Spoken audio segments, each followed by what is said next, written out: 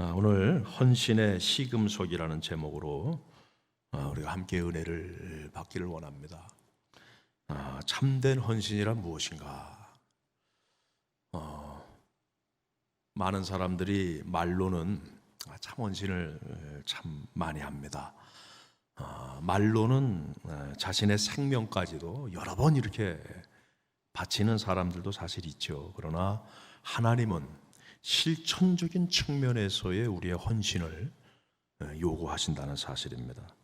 사실 처음에는 말만 잘해도 넘어갈 수 있어요. 그래, 통과될 수 있습니다. 그러나 때가 와요. 말로는 넘어갈 수 없는 때가 옵니다. 선택을 해야 돼. 선택.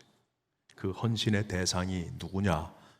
크게 두 가지죠. 하나님 혹은 세상. 그 때가 옵니다.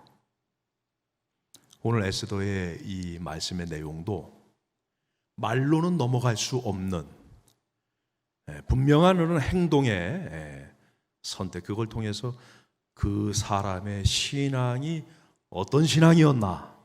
시금석이에요. 시금석. 그래서 이 종말의 때에 우리가 이 하나님의 말씀에 더 우리가 귀를 기울이면서 바른 선택을 하는 저와 여러분이 꼭 되시기를 주님의 이름으로 축복합니다. 첫 번째는 돈에 관하여. 왜 돈을 가장 먼저 선택에 돈이냐 하나님이냐, 그 선택점으로 왜 이걸 내가 얘기를 해야 되는가? 그거는요, 하나님과 대적하는 우상 중에서 가장 기초가 되는 부분. 그러니까 이 시대의 최고의 우상이 뭐냐라고 얘기할 때 돈이다. 우리는 그렇게 사실 얘기할 수 있습니다. 정치인 조 아무개 씨, 윤 아무개 씨, 그리고 엠번방 사건으로 유명한 조 아무개 청년, 이 두 부류는 공통점이 없는 것 같아도 사실 목적에 있어서 공통점이 같습니다.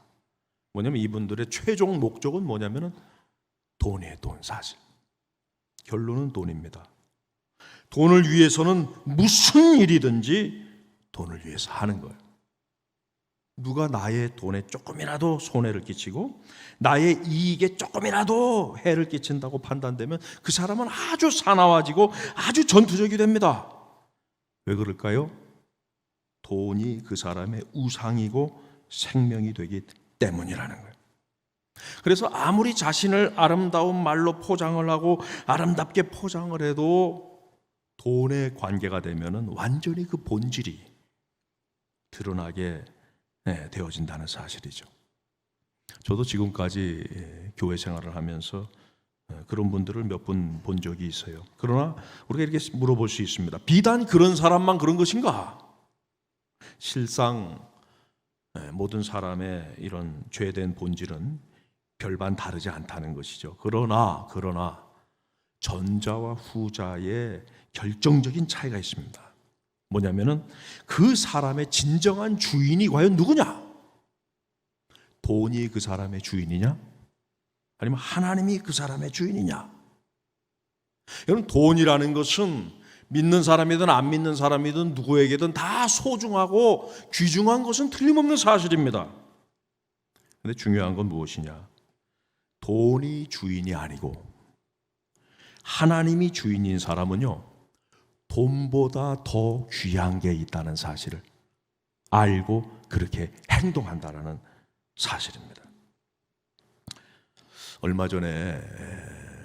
불과 얼마 전이죠. 목사님 한 분을 제가 만났는데 너무도 안타까운 얘기를 해요. 무슨 얘기냐면은 본인의 교회의 부교육자, 본인이 몰랐는데 우연히 보게 됐는데 11조를 안 하고 있더라. 그게 올해 코로나 된 3월서부터 여기까지 11조를 안 하고 있더라. 그래가지고 불렀답니다. 불러서 왜 11조를 안 합니까? 그러니까 이제 하시는 말이 뭐라고 얘기를 하냐면은 여러 가지 이제 어려운 일들을 얘기하는 거예요. 이런 일들이 겹쳐져서 못하게 됐습니다. 얘기를 하죠. 참 인간적으로 보면 참 이해가 됩니다. 참 이해가 돼요. 들어봐도 참 힘들었겠다. 몇 가지 일들이 이 코로나를 통해서 겹쳐져서 생겨나서 경제적으로 참 어렵더라고요.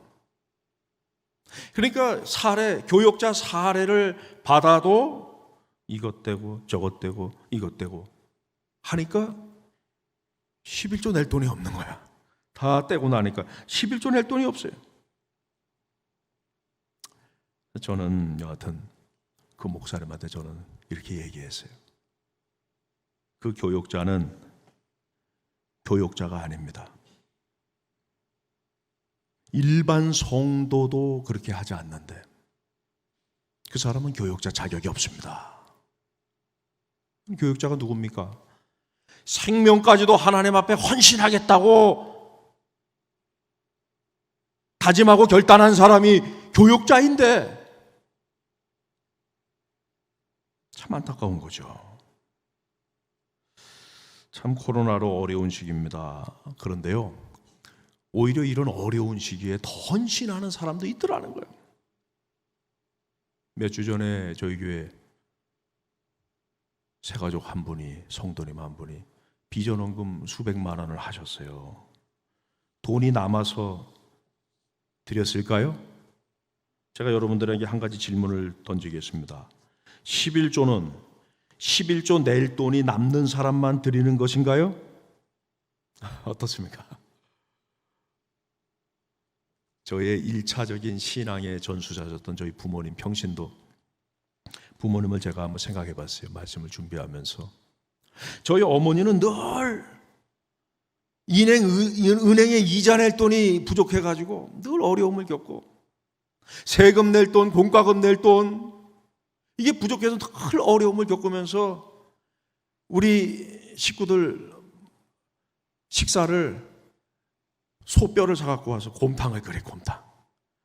곰탕 끓이면은요, 아유 목사님 잘 사셨네요. 곰탕 드셨네. 삼시세끼 한 달 곰탕만 먹어보셔요. 곰탕은 반찬이 필요 없습니다. 김치 하나만 딱 있으면 돼. 삼시세끼 곰탕만 한 달 내내 그 사온 거 그 끓여가지고 자주 그렇게 끓여주는 거예요. 그리고 어려움을 메꾸는 거죠. 그런데 저희 어머님은요, 아버지가 월급을 가져오면은 가장 먼저 11조를 뗍니다. 11조를 떼시고 늘 이렇게 얘기하세요. 11조는 내게 아니야. 11조는 하나님 거야. 이건 내 돈이 아니야. 고민할 필요가 없어요. 내게 아니니까. 딱 떼놓고 나머지 가지고서 어떻게든 살려고. 근데 교역자라는 사람이 이것저것 다 떼고 11조 떼려고 그러니까 남는 게 있습니까? 하나도 없는 거예요. 그거는 당연한 거예요.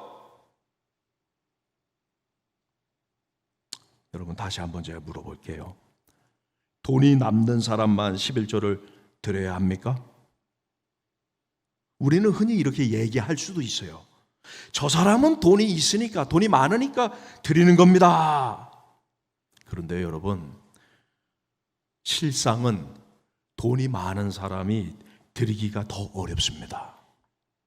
왜냐하면요, 많은 부자들은 사실 인색합니다. 그 사람이 왜 부자가 됐나? 내가 쓸 거 안 쓰고 검소하게 절제하면서 아끼면서 그렇게 살아서 그냥 부자가 된 거예요. 그런데 저 사람은 돈이 많으니까 드리겠지. 아닙니다. 그렇게 아끼면서 살던 사람이 하나님께 드리는 헌금이라고 툭 떼가지고 하나님께 드리는 게 그게 쉬운 줄 아세요? 오히려 더 어려울 수 있다. 여러분, 중요한 거는요, 결국 남는 사람이라 모자라는 사람이라 뭐가 나의 주인이냐? 돈이 나의 주인이냐? 하나님이 나의 주인이냐? 하나님이 나의 주인인 사람만 하나님께 드릴 수 있어요. 제가 오늘 헌신에 대해서 설교하면서 돈을 가장 먼저 말하는 이유가 뭡니까? 돈은 이 시대에 가장 강력한 우상이기 때문에 그렇습니다. 경건한 사람이라는 사람조차도 돈에 걸려 넘어집니다. 목사도 넘어지고 장로, 권사, 안수집사, 성도 돈에 걸려 다 넘어져. 돈 때문에 사람을 죽이고 돈 때문에 속이고 싸우고 팔아먹고 착취하고. 저는 우리 보합의 권속들은 돈의 노예가 되지 않기를 주님의 이름으로 축복합니다. 하나님의 노예가 되어라. 하나님의 노예가 되어야 된다는 것이죠. 여러분, 사람은요 스스로 주인인 적은 한 번도 없습니다. 우리 인간은 스스로 자유인인 적이 한 번도 없어요. 다 어디에 속한 노예에 불과한 것입니다. 죄의 노예냐 아니면 하나님의 노예냐, 그 둘 중에 하나일 뿐인 거예요. 절대로 우리는 자유인인 적이 없습니다. 근데 마귀는 이렇게 얘기하죠. 너는 자유인이니까 네 마음대로 해라. 그거는요 거짓말이에요. 사상 최고의 속임수입니다. 그렇게 내 마음대로 살아가는 사람은 죄의 노예고 마귀의 노예일 수밖에 없는 거예요. 그 대표적인 주인 노릇을 하는 게 돈이라는 것입니다. 그래서 이 시대의 진정한 하나님의 종인 성도는요 돈에 매이지 않는 성도가 돼야 된다는 거예요. 돈 얘기만 나오면 벌벌 떨고 돈 얘기만 나오면 예민하고. 왜 그럴까요? 그런 반응을 보이는 것 자체가 그 사람이 지금 돈의 노예가 되고 있다는 증거라는 것입니다. 이거는 불신자만이 아니라 성도조차도 돈의 노예로 살아가는 사람이 많이 있다는 거예요. 그렇기 때문에 성경에는 돈에 대한 말씀이 많이 들어있어요. 돈에 대한 말씀. 단순합니다. 왜 많이 들어있습니까? 돈의 노예가 되지 말라는 거예요. 돈에 대한 성경 말씀을 보고 벌벌 떨지 말라는 거예요. 디모데전서 6장 10절에 이렇게 말씀합니다. 돈을 사랑함이 일만 악의 뿌리가 된다. 뿌리가. 그 사람은 믿음을 떠나. 많은 근심 속에서 살아가고 있어요. 히브리서 13장 5절은 이렇게 말씀하죠. 돈을 사랑하지 말고 있는 바를 족한 줄로 알라. 하나님이 친히 뭐라고 말씀하십니까? 내가 너와 함께 있겠다. 너는 돈을 믿을 거냐? 하나님을 믿을 거냐? 돈을 의지하며 살아갈 거냐? 하나님을 의지하며 살아갈 거냐? 선택해라. 누가복음 22장 4절 5절은 이런 말씀이 있죠. 이에 유다가 가룟 유다입니다. 예수님을 넘겨줄 방도를 의논하는데 그 예수님을 넘겨주는 이유가 뭐냐? 5절에 보니까 그들이 기뻐하여 돈을 주기로 언약하는지라. 예수님보다 돈이 좋아요. 돈이 좋아. 사도행전 18장 18절 19절 말씀해 보니까 마술사 시몬이 나옵니다. 시몬이 사도들의 안수로 성령 받은 것을 보고 돈을 드려 19절 말씀에 이르되 이 권능을 내게도 주어서 누구든지 내가 안수하는 사람은 성령 받게 하여 주시옵소서. 하나님을 돈벌이로 이용하려고 그래. 하나님을. 교회를 돈벌이로 이용하려고 그래. 누가복음 16장 14절 말씀에 이렇게 말씀합니다. 바리새인들은 돈을 좋아하는 자들이다. 그러니까 하나님 말씀, 예수님 말씀을 비웃어요. 아유, 성경 말씀 아무리 얘기해도 참 이상적인 얘기야. 현실성이 하나도 없어. 디모데전서 3장 3절은 이렇게 말씀합니다. 끝에 보니까 돈을 사랑하지 않음. 하나님의 일꾼은 누가 되어야 되느냐? 돈을 사랑하지 않는 사람. 돈을 사랑하면 어떻게 됩니까?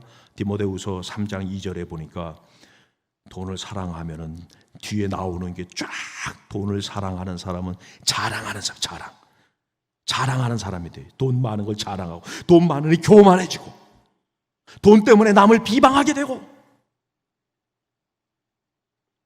여러분 여기 말씀 중에요 가장 많이 나오는 단어가 뭡니까?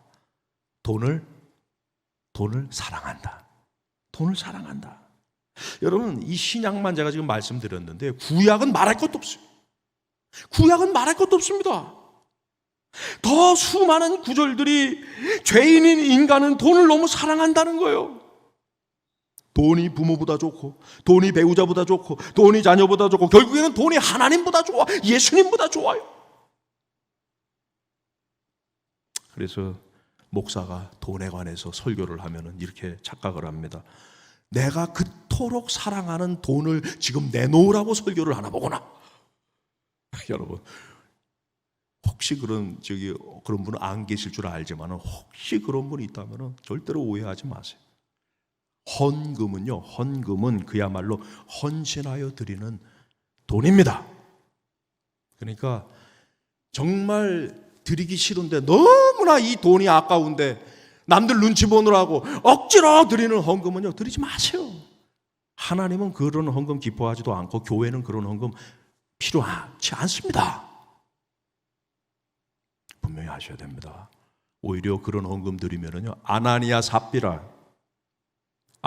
삽비라. 왜 성경에 이렇게 말씀이 많이 나오나? 돈의 노예가 되지 말아요. 돈의 노예가. 여러분, 성도는요, 성경에서 말씀하시는 내용은 하나님 말씀 아닙니까? 성경을 하나님 말씀으로 믿으세요? 그러면 아멘 하면 되는 거예요. 그냥 아멘 하면 되는 겁니다. 내가 반드시 순종해야 될 부분이라면 그냥 순종하면 되는 거예요. 돈이냐 하나님이냐, 돈이냐 하나님이냐. 오늘날에는요, 이것이 우리의 헌신의 아주 중요한 시금석이 시금석. 두 번째는 법에 관하여. 사실 첫 번째는 제가 오늘 설교에 안 하려고 그랬는데 그 목사님 만나서 얘기하고 이 교육자들까지도 요새 너무나 마음이 안타까워.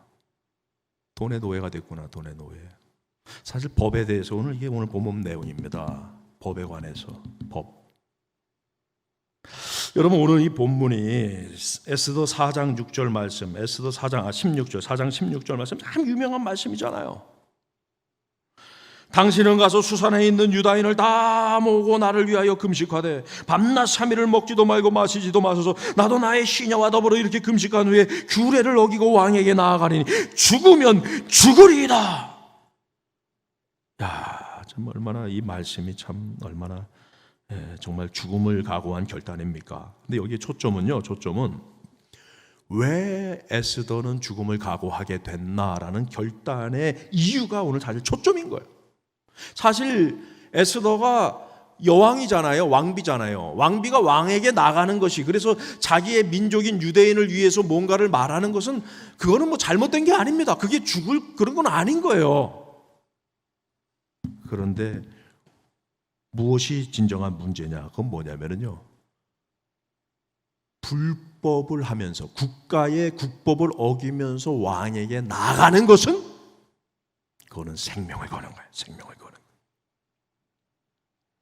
그래서 오늘 16절 말씀에 에스더 4장 16절에 규례를 어기고라는 단어가 나와요. 규례를 어기고.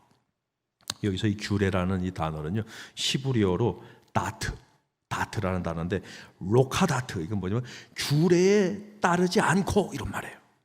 그거를 이 한글 성경에서는요, 오늘 이 성경에서는 규례를 어기고라고 되어 있는데, 다른 번역은 어떻게 번역을 했냐면 법을 어기고서라도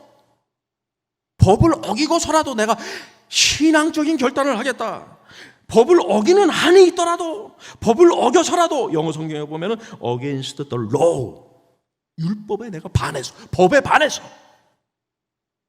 내가 법을 선택하는 것이 아니라 하나님에 대한 신앙을 선택하겠다. 여러분, 참 이 법에 대해서 제가 말씀을 드리는 이유가, 오늘날의 이 코로나 시대에 참 이 예배 드리는 것이 참 점점 어려운 시점이 다가오고 있어요.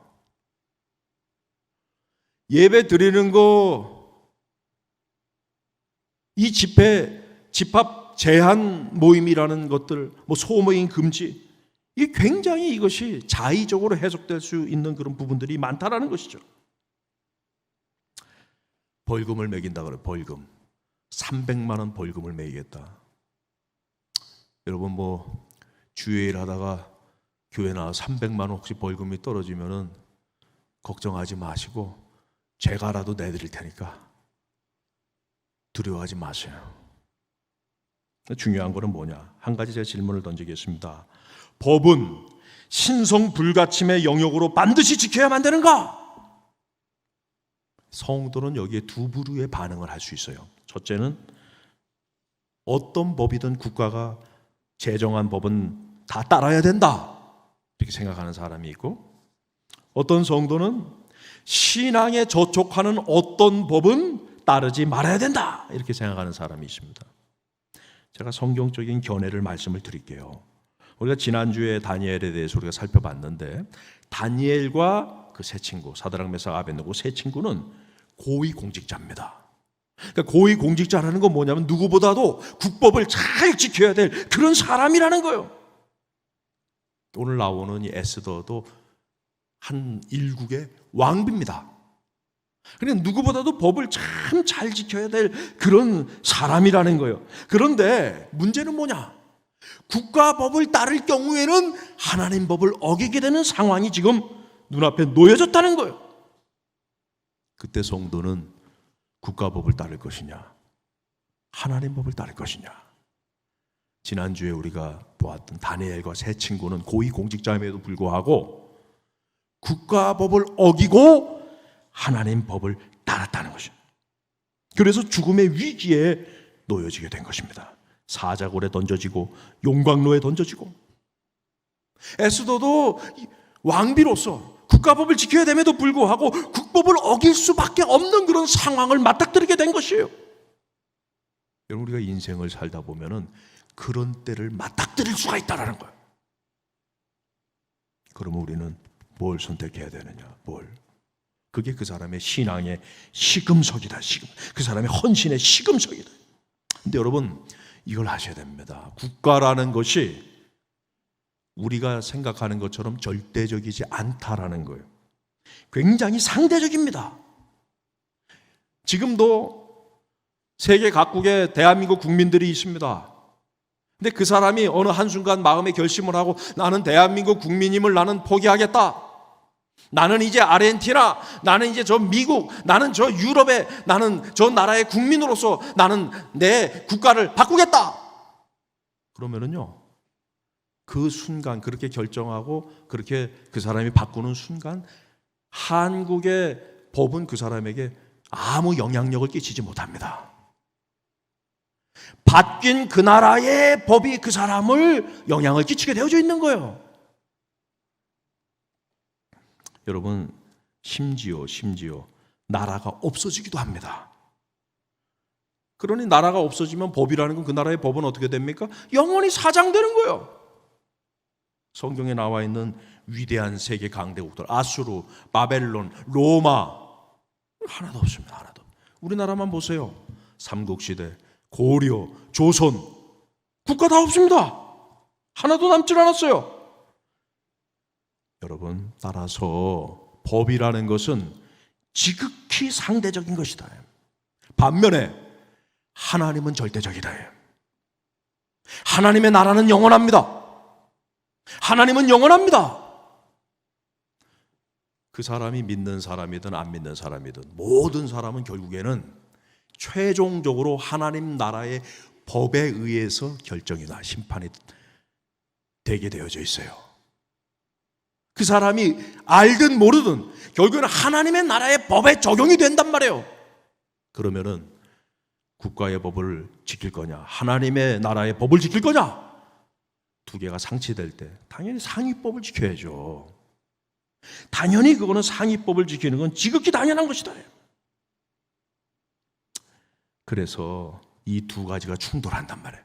국가법과 성경법이 충돌할 때 그때 그 사람이 뭘 선택하냐, 돈을 택하냐, 법을 택하냐, 그 사람의 헌신과 신앙의 시금석이 된다. 여러분, 북한과 같은 공산주의 국가에서 여러분 기독교인으로서 예배를 드린다, 그거는요 중범죄자가 되는 겁니다. 국가가 지정한 어용교회에 어용 성도들이 모이는 몇몇 서너 개 교회를 제외하고는 어떤 교회에서도 모이면 안 돼. 예배드리면 그 사람은 중범죄자가 되는 것입니다.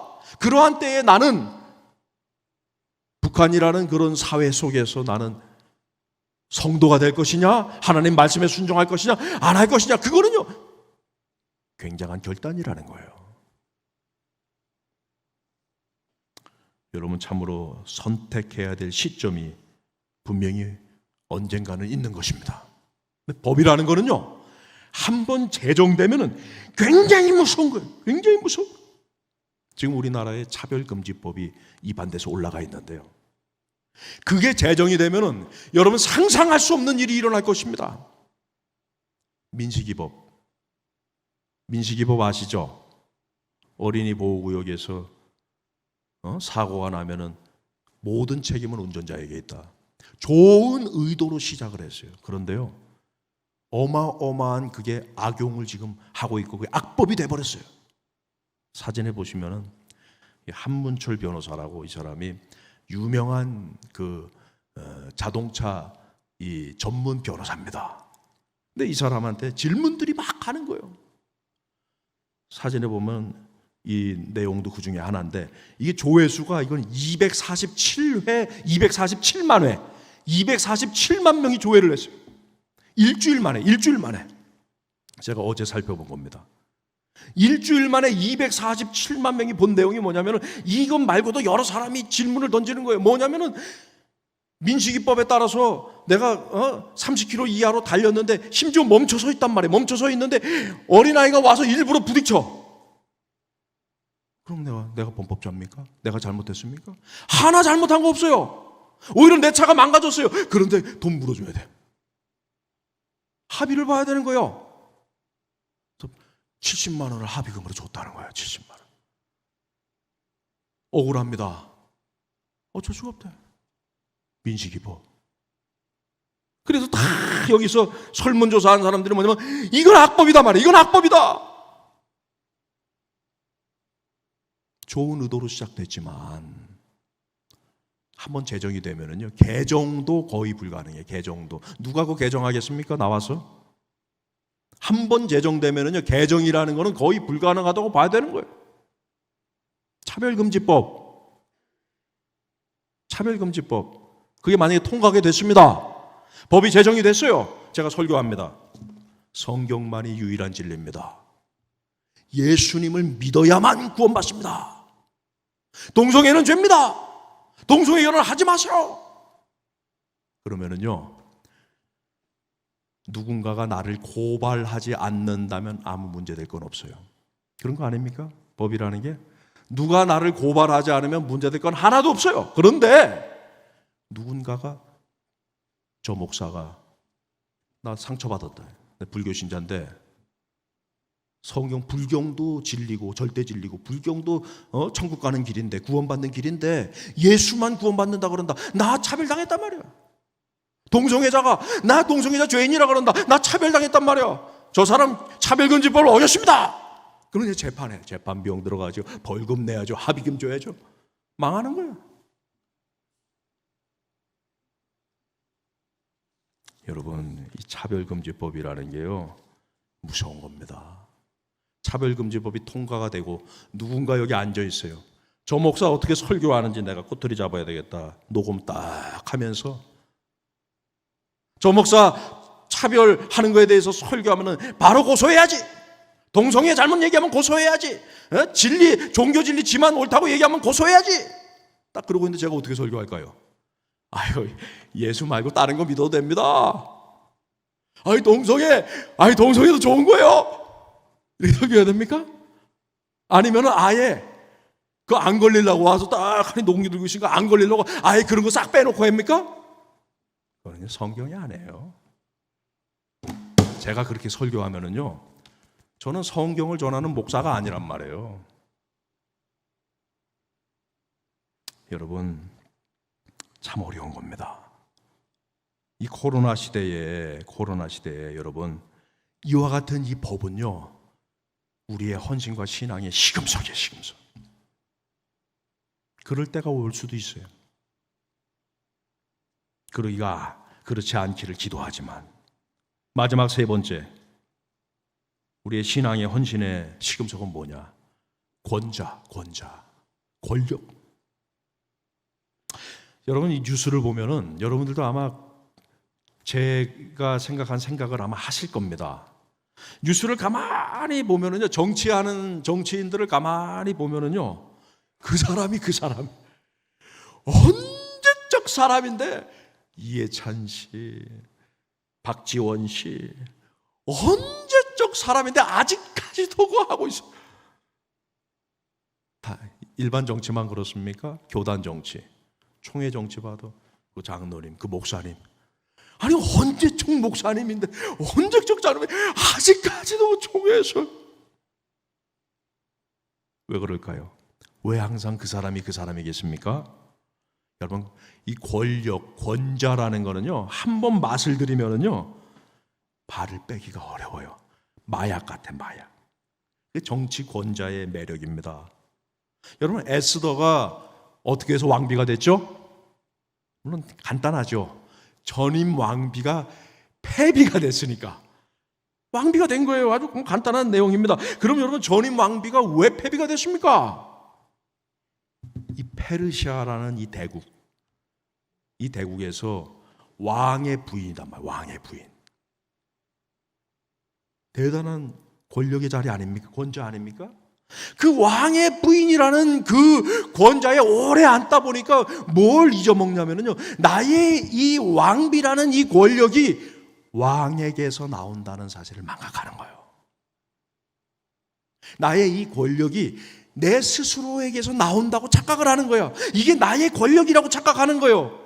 왕 때문에 주어진 권력이라는 걸 망각해버리는 거예요.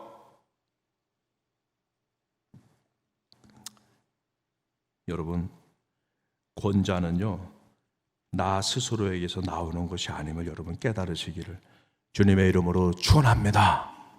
그러다 보니까 범법자가 됐어요. 범법자. 어떻게 범법자가 됐냐? 여러분, 에스더 경우에는 우리가 봤듯이 부르지도 않았는데, 왕이 부르지도 않았는데 가면은 국법을 어기는 겁니다. 왕이 안 불렀는데 가면 국법을 어기는 거예요. 반대로 왕이 불렀는데 안 와도 국법을 어기는 거예요. 그러니까 에스더는 전자고, 이 와스디는 왕이 불렀는데도 안 갔어. 여러분, 에스더 1장 15절 말씀, 에스더 1장 15절에 이렇게 말씀하죠. 왕후 와스디가 내시가 전하는 아수에로 왕의 명령을 따르지 아니하니 규례대로 하면 어떻게 처치해야 되느냐? 패비다, 패비. 그러니까 에스더도 패비가 될 수도 있고 죽을 수도 있어. 그래서 이 왕비는, 전의 왕비는 패비가 된 거예요. 오랫동안 권자에 앉아있으면 누구 때문에 내가 이런 권력을 누리고 있다는 것을 망각해버리고 내 스스로 나의 권력인 양 착각한단 말이에요. 그럼 세상의 모든 권좌는, 권력은 하나님이 주기도 하고 하나님이 가져가시기도 한다는 사실을 분명히 기억하시기를 주님의 이름으로 축원합니다. 그래서 우리가 지난주에 배웠잖아요. 다니엘서 5장 21절에 지극히 높으신 하나님이 사람 나라를 다스리시며 자기 뜻대로 누구든지 그 자리에 세우시는 줄을 알기에 이르렀나이다. 느부갓네살이 7년 동안 미치광이가 된 다음에 정상이 돼서 깨달은 게 뭐냐면, 사람 나라는 대왕인 내가 다스리는 게 아니구나. 하나님이 다스리시고 하나님이 사람을 세우시고 하나님이 패하기도 하시는구나. 여러분, 권좌 자체에 헌신하지 마시기를 주님의 이름으로 축원합니다. 권좌를 주신 분에게 헌신하는 일꾼 되시기를 주님의 이름으로 축원합니다. 여러분, 권좌 자체에 헌신하는 사람은요, 권좌의 노예가 되는 거예요. 노예가. 예전에, 오래전에 삼성전자에 아주 뛰어난 젊은 사원이 있었습니다. 승승장구해가지고 30대의 사장이 됐어요. 그런데요, 얼마 후에 실적 악화로 인해서 한직으로 밀려났습니다. 자살했어요. 자살. 오래전에 뉴스에 나왔던 안타까운 뉴스입니다. 이사, 상무, 전무, 부사장, 사장, 그 자리에 올라가면은요, 내가 대단한 것처럼, 그 자리가 나의 자리인 것처럼, 나의 권력인 것처럼 생각될 때가 많이 있다라는 거예요. 그 자리를 주신 하나님은 망각합니다. 때로는 착각하는 것입니다. 이 자리는 회장이 줬다. 회장이. 이 자리는 사장이 줬다. 이 자리는 대통령이 줬다. 착각을 하고 있어요. 이런 착각하는 사람들에게 모르드게의 경고가 필요합니다. 모르드게는 강력히 에스더에게 경고하고 있어요. 에스더 4장 13절 14절에 이렇게 말씀합니다. 모르드게가 그를 시켜 에스더에게 회답하되 너는 왕궁에 있으니 네가 왕비의 자리에 있다고 모든 유대인 중에 홀로 목숨을 건지리라고 생각하지 마라. 14절 말씀해 보니까 내가 만일 잠잠하여 말이 없다면은 유대인은 다른 데서 구원을 얻을 것이다. 그러나 너와 네 아버지 집은 멸망할 거단 말이에요. 너의 권자는 하나님이 줬기 때문에 하나님이 끌어내릴 수도 있단 말이에요. 그러면서 이렇게 얘기하죠. 내가 왕후 자리를 얻은 것이 이때를 위함이 아닌가 말이에요. 하나님이 이때를 위해서 너에게 그 권자를 주신 거라는 것을 네가 기억해야 된다는 거예요. 정세균 총리가 좀 이 말씀으로 좀 기억을 했으면 좋겠습니다. 내가 총리가 된 것은 이때를 위함이구나. 여러분, 권자를 선택할 거냐, 하나님의 말씀에 순종하는 걸 선택할 거냐, 이게 사람의 헌신의 시금석이에요. 헌신의 시금석. 여러분이 에스더가 왕비가 된 것이 언제 왕비가 됐냐면요, 아하수에로 왕 7년, 즉위 7년째 되는 해에 왕비가 됐어요. 그리고 왕궁에 들어온 거는 훨씬 전입니다. 최소 1년 전. 왜냐하면 1년 이상 몸을 정결하게 하고 처녀인가 아닌가 검사하고 여러 가지 법도를 배우고 이러면서 1년 이상의 시간을 쭉 보내고 난 다음에 왕비가 이제 간택이 된 거예요. 그리고 왕비가 된 이후에 오늘 이 본문의 시점은 아하수에로 왕이 된 지 즉위한 지 12년째 해에 이 사건이 발생한 겁니다. 그러니까 횟수로 6년이 지나, 공식적으로 왕비가 되고 6년이 지난 시점이라는 거예요. 왕궁에 들어간 지 최소한 7년 이상이 된 시점에 지금 이런 일이 발생하게 됐다는 것이죠. 그러니까요, 포로의 그 민족으로 포로로 끌려와가지고 나라의 왕의 부인이 되는 정말 입지전적인 그런 여인이, 불세출의 여인이 됐단 말이에요. 그런데 지금 이 자리를 걸고 혹은 생명까지도 걸고 국법을 어겨라. 국법을 어겨라. 어겨야 되냐? 내가 어떻게 얻은 자리인데 이 자리를 내가 지켜야 되냐? 여러분, 이것이요, 헌신에 대한 시금석이에요. 그 사람의 신앙에 대한 하나님의 시금석이에요. 말씀을 맺겠습니다. 여러분이 선택의 기로에 섰을 수 있어요. 그럼 선택의 기로에 섰다면은요, 흥분과 분노로 하나님을 너무나 사랑해서 즉각적으로 성경적인 선택을 할 수도 있겠지만 저는 그거를 말리고 싶습니다. 아무리 바른 선택, 돈에 대해서, 법에 대해서, 권자에 대해서 아무리 신앙적인 선택을 하더라도 먼저 필요한 게 있다. 뭐냐? 한번 따라해 볼까요? 먼저 기도하자. 가능하면 금식 기도하자. 금식 기도. 오늘 4장 16절, 에스더 4장 16절에 보니까 이렇게 말씀하죠. 당신은 가서 수산에 있는 유다인을 다 모으고 나를 위하여 금식하되 밤낮 3일을 기도하란 말이에요. 나도 나의 시녀와 더불어 이렇게 금식한 후에, 기도한 후에 왕에게 나가겠습니다. 그러니까 여러분, 뭐냐면은 바로 할 수도 있어요. 바로. 그러나 성경 말씀에 순종하는 길은 여러 가지다. 이해하시길 바랍니다. 내가 왕한테 나가는 길은 여러 가지란 말이에요.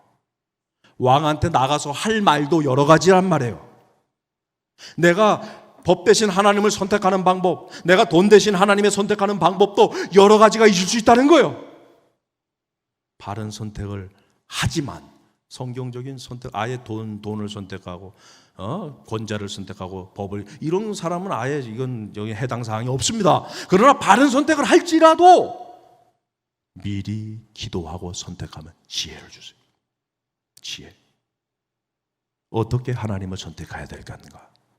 돈 대신 하나님을 선택할 때, 권자 대신 하나님을 선택할 때, 법 대신 하나님을 선택할 때 어떻게 하나님을 선택할 것인지에 대한 기도를 하면 하나님이 지혜를 주셔요. 그냥 선택하지 말고 영적인 준비를 해서 선택해라. 할렐루야. 잠깐 여행만 갈 때도 준비 얼마나 합니까? 생명을 거는 결정적인 선택을 해야 되는데 당연히 준비해야죠. 여러분, 그러면은 우리 성경을 보니까 다니엘을 보고 세 친구를 보고 에스더를 보고 성경의 수많은 인물들을 보니까 기도하고 하나님이 주신 지혜로 바른 신앙의 선택을 하는 경우에 더 큰 복이 돼. 더 큰 복이. 더 큰 은혜가, 오히려 더 큰 은혜가 임하더라는 거예요. 다리오가 다니엘을 보면서 뭐라고 합니까? 다리오 왕이, 야, 너는 정말 나보다도 하나님의 종이잖아. 너 하나님 잘 섬기잖아. 그 하나님께 간구해봐. 더 중용해, 더. 야, 정말 너 진짜 백이구나. 할렐루야. 우리 보압의 권속들, 저는 뭐 다른 사람 필요 없습니다. 우리 보압의 권속들은 그런 지혜로운 선택을 하는 믿음의 일꾼들이 되기를 주님의 이름으로 간절히 축복합니다. 나는 가리라, 주의 길을 가리라, 주님 발자취 따라 먼저 기도하고 가리라. 할렐루야. 찬양합시다. 우리 주의 길을 가리 찬양하겠습니다.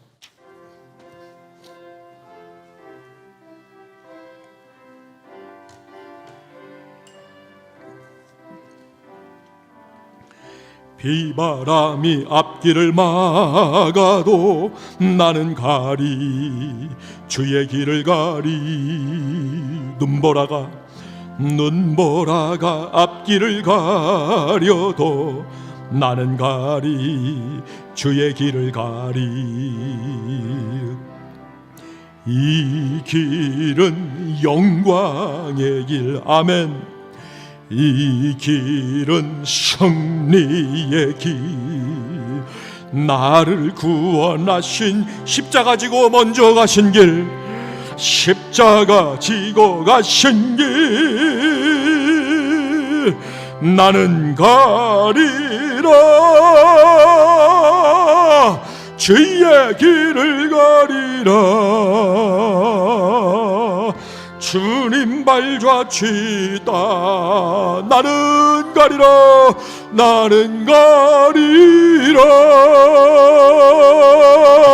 나는 가리라, 주의 길을 가리라. 아멘. 주님 발자취 따라 나는 가리라, 나는 가리. 다 일어나서 우리 2절 가사를 생각하며 찬양하겠습니다.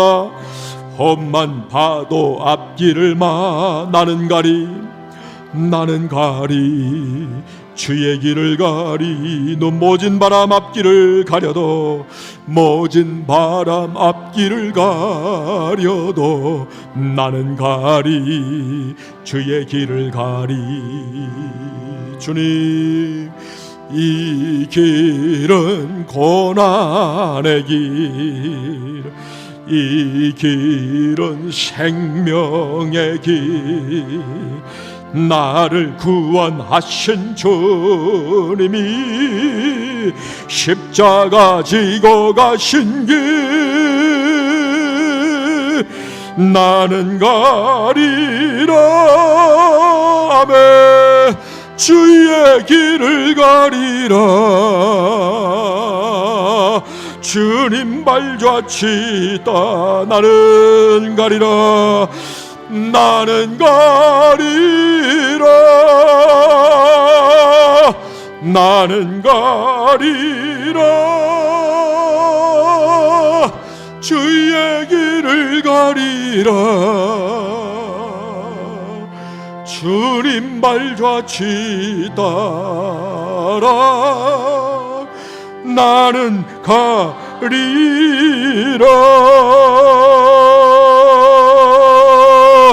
할렐루야. 주여, 힘든 세상입니다. 종말의 때입니다. 선택해야 될 때가 있을 거예요. 다니엘과 제 친구처럼, 에스더처럼 언젠가는 말로 때우는 걸 넘었을 때가 있을 것입니다. 분명히 신앙적인 선택을 해야 될 때가 있을 것인데, 주여, 그때 우리 주님을 선택하게 하여 주시옵소서. 주님이 나의 주인인 사람은 어렵지가 않습니다. 주님이 나의 주인이기 때문에 더 귀한 것이 있는 것이죠. 우리 모압의 권속들, 이 험한 세상에 주여 눈동자같이 지켜주시고 지혜와 명철을 더하여 주시옵소서. 예수님 이름으로 기도하오며 이제는 우리 구세주 예수님의 은혜와 아버지 하나님의 무궁무한하신 사랑하심과 성령 하나님의 인도하시고 교통하시고 은혜 주시고 보살펴 주시고 축복하여 주시는 역사하심이 고개 숙인 주의 권속들 머리 위에 저들의 가정과 사업과 미래와 기도의 제목과 우리 보합교회와 이 민족 위에 이제로부터 영원 무궁토록 항상 함께 있을지어다. 아멘.